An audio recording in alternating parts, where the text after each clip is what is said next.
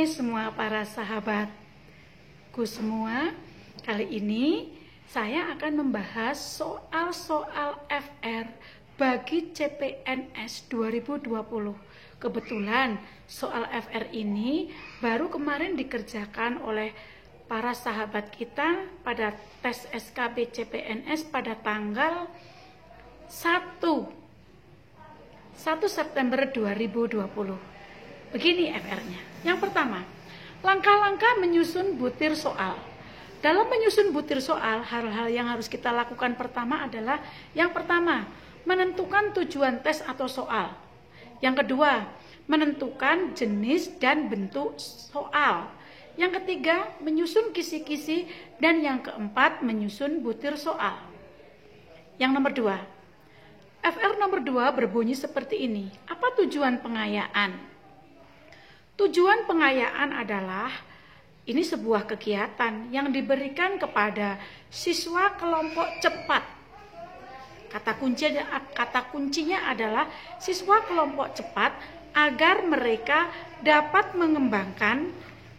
mengembangkan potensinya secara optimal dengan memanfaatkan sisa waktu yang dimilikinya. Kemudian, sahabatku semua, FR nomor 3. Permasalahan apa? Atau permasalahan yang berkaitan dengan misalkan peserta didik tidak fokus, kemudian peserta didik tidak konsen, kemudian peserta didik tidak memahami materi yang diberikan oleh guru. Nah, ini diselesaikan dengan cara pendekatan neuroscience, juga berdasarkan landasan teori pembelajaran. Misalkan anak-anak tidak fokus, maka kita harus apa? Dilihat dulu fokusnya. Fokus ketika dia tidak mengerjakan soal atau fokus dia tidak bisa menyelesaikan soal. Maka pendekatan yang paling bisa dilakukan adalah dengan pendekatan neuroscience. Yang ketiga, bagaimana atau kapan dan bagaimana cara menyusun promes dan prota. Promes dan prota itu dibuat ketika awal tahun pelajaran baru. Jadi ketika Bapak Ibu awal menjadi guru di kelas itu, langsunglah disusun promes dan protanya. Ya. Dalam program perencanaan menetapkan alokasi waktu untuk setiap KD yang harus dicapai. Disusun dalam program tahunan. Dengan demikian, penyusunan program tahunan pada dasarnya adalah menetapkan jumlah waktu yang tersedia untuk KD, menetapkan alokasi waktu untuk KD. Nah, langkah-langkahnya bagaimana? Langkah-langkahnya yang pertama, menelaah kalender pendidikan dan ciri khas sekolah madrasah berdasarkan kebutuhan tingkat satuan pendidikan. Yang kedua, menandai hari-hari libur, permulaan tahun ajaran, tahun pelajaran, minggu efektif belajar, waktu pembelajaran efektif, dan lain-lain. Kemudian selanjutnya adalah nomor 3, menghitung jumlah minggu efektif setiap bulan dan semester dalam 1 tahun dan memasukkan dalam format matrik yang tersedia. Yang keempat, mendistribusikan alokasi waktu yang disediakan untuk suatu mata pelajaran pada setiap KD dan topik bahasanya pada minggu efektif sesuai ruang lingkup cakupan materi, tingkat kesulitan, dan pentingnya materi tersebut serta mempertimbangkan waktu untuk ulangan serta review materi. Kalau promes, langkah-langkah menyusun promes juga ditetapkan di awal tahun. Langkah-langkahnya yang pertama, langkah-langkah yang dapat dilakukan untuk mengembangkan program semester yang pertama, tentukan standar kompetensi dan KD, SK dan KD yang ingin dicapai. Dalam hal ini, guru tidak perlu merumuskan SK dan KD, sebab semuanya sudah ditetapkan dalam standar isi, yaitu pada kurikulum tingkat satuan pendidikan. Kemudian, lihat program tahunan yang telah kita tentukan, yang telah kita susun, yang telah kita tulis untuk menentukan alokasi waktu atau jumlah jam pelajaran setiap SK dan KD itu. Yang ketiga, tentukan pada bulan dan minggu keberapa proses pembelajaran KD itu akan dilaksanakan. Yang keempat, membuat catatan atau keterangan untuk bagian-bagian yang membutuhkan penjelasan. Nah, kata kuncinya adalah program semester ini merupakan penjabaran dari program tahunan. Kalau program tahunan disusun untuk menentukan jumlah jam yang diperlukan untuk memenuhi kompetensi dasar, maka dalam program semester diarahkan untuk menjawab minggu keberapa atau kapan pembelajaran untuk mencapai KD itu dilakukan. Mudah bukan? Nah, FR yang keempat, 4 kompetensi guru dan penjabarannya. Sahabatku semua, kompetensi guru itu ada 4, yaitu kompetensi pedagogik, kompetensi profesional, kompetensi sosial, dan kompetensi kepribadian. Baik, akan kakak Salamah bahas satu persatu. Yang pertama, kompetensi pedagogik. Kompetensi pedagogik adalah kemampuan pemahaman terhadap peserta didik, rancangan dan pelaksanaan pembelajaran, evaluasi hasil belajar, dan pengembangan peserta didik untuk mengaktualisasikan berbagai proses yang dimiliki. Lah, apa saja isi di dalamnya? 1. Memahami peserta didik secara mendalam yang meliputi memahami peserta didik dalam memanfaatkan prinsip-prinsip perkembangan kognitif, prinsip-prinsip kepribadian, mengidentifikasi bekal belajar awal peserta didik. Misalkan, ini anak-anak kok nggak bisa-bisa matematika. Apa yang harus saya lakukan? Nah, pakai metode apa, pakai teori apa yang sesuai dengan dia. Gitu. Lanjut. Merancang pembelajaran termasuk memahami landasan pendidikan.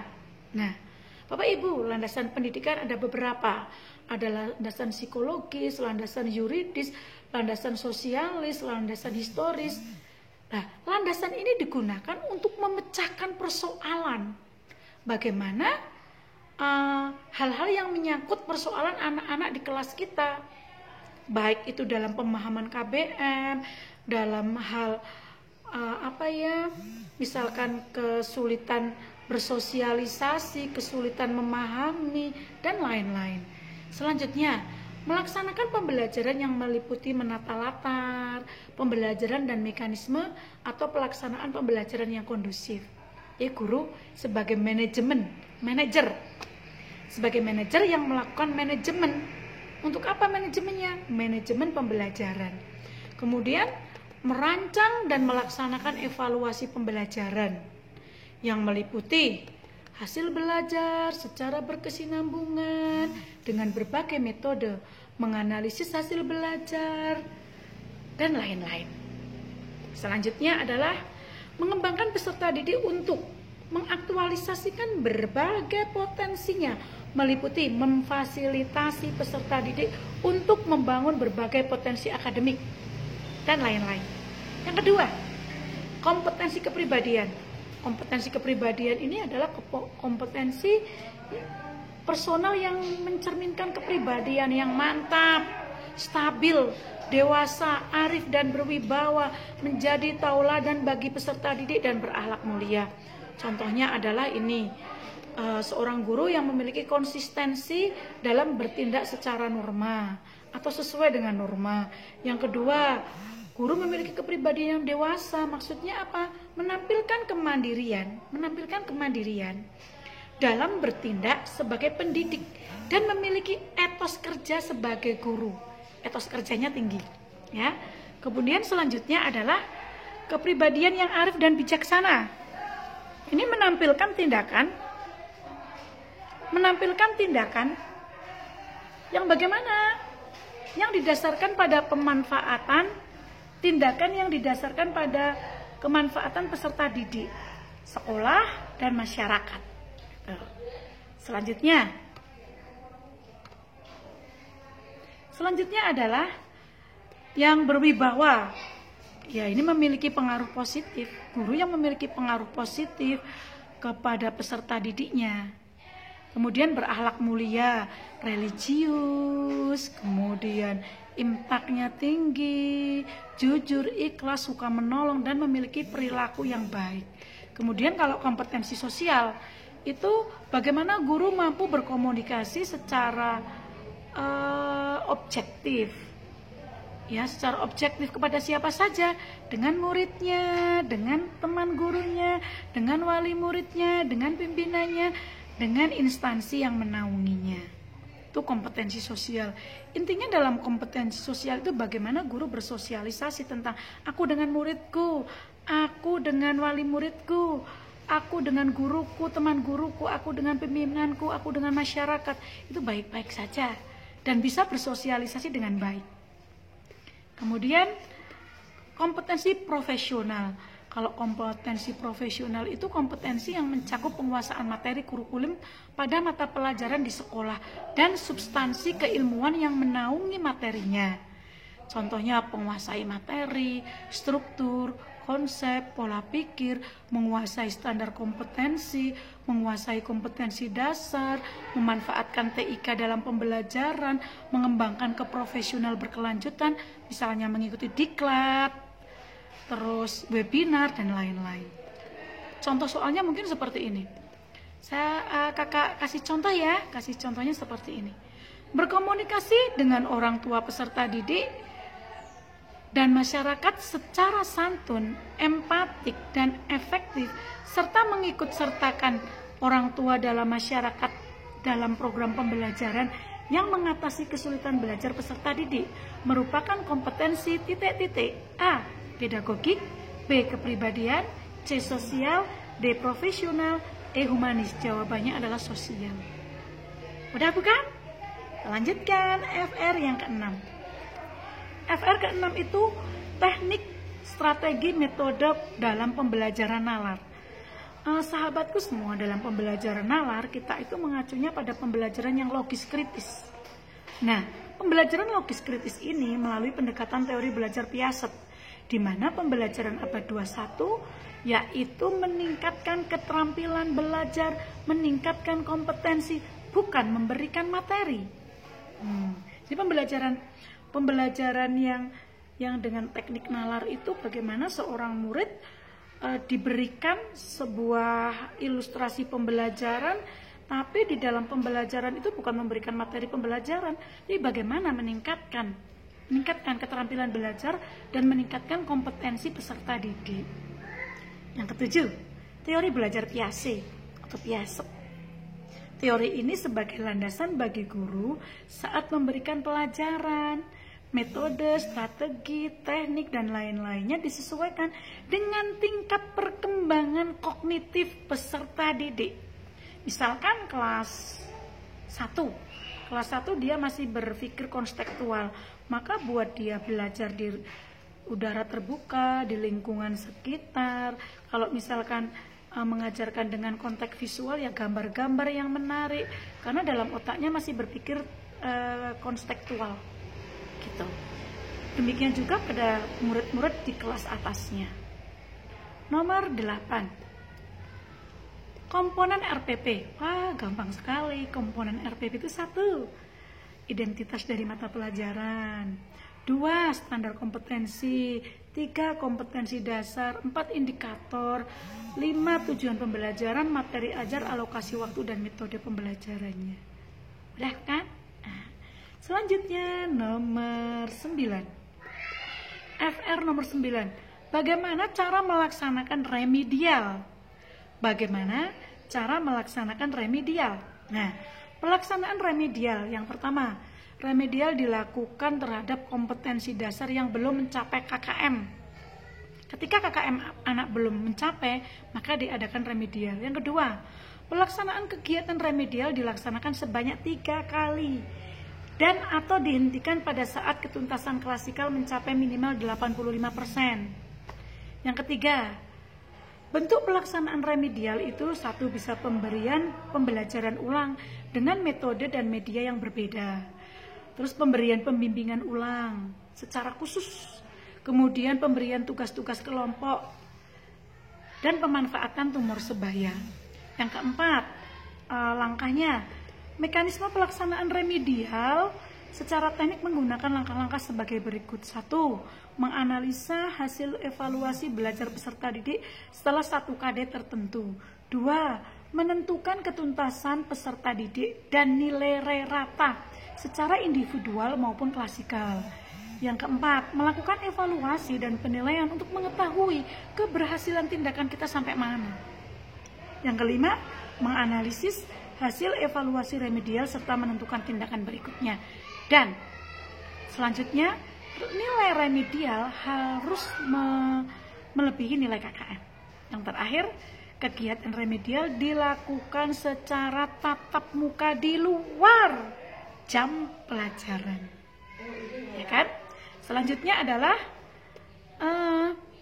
bagaimana sikap kita sebagai guru. Bapak Ibu sekalian, sikap kita sebagai guru itu tergantung pada kompetensi yang ingin dituju. Misalkan kompetensi pedagogik, berarti terkait bagaimana guru mengajar dengan menggunakan metode, media, strategi, dan lain-lain. Kalau kemudian sikap guru terkait dengan sosial, maka ini berhubungan dengan bagaimana guru melakukan tugasnya secara sosial. Kepada siapa? Kepada murid, kita subjeknya. Contoh soalnya seperti ini. Bu Weni Hapsari dari SD Taman Hidayah mendampingi peserta didiknya mengunjungi panti asuhan. Bu Weni melihat salah satu peserta didik bernama Lina diam termenung setelah mendengar kisah sedih dari seorang penghuni panti asuhan bernama Andi. Bu Weni mendampingi Lina yang sedang menghayati sesuatu. Bu Weni sebenarnya sedang melaksanakan tugas yang disebut A. Mengajar, B. Mendidik, C. Membimbing, D. Melatih, E. Membina. Ini jawabannya adalah membimbing. Kalau mengajar berhubungan dengan transfer of knowledge, dengan ilmu pengetahuan. Kalau mendidik, transfer of value, berhubungan dengan sikap. Kalau membimbing, ini berhubungan dengan social emotion, emosi anak. Kalau melatih berhubungan dengan fisik, bagaimana seorang guru mampu melatih misalkan basket, apa dan apa gitu. Kalau membimbing, ini biasanya orientasinya adalah membimbing olimpiade atau membimbing dokter kecil dan lain-lain. Demikian semuanya sahabatku semua, review FR hari ini. Besok akan kakak upload lagi. Jangan lupa tetap subscribe, like, dan share channel Salama. See you. Sampai jumpa lagi. Bravo, bravo, bravo.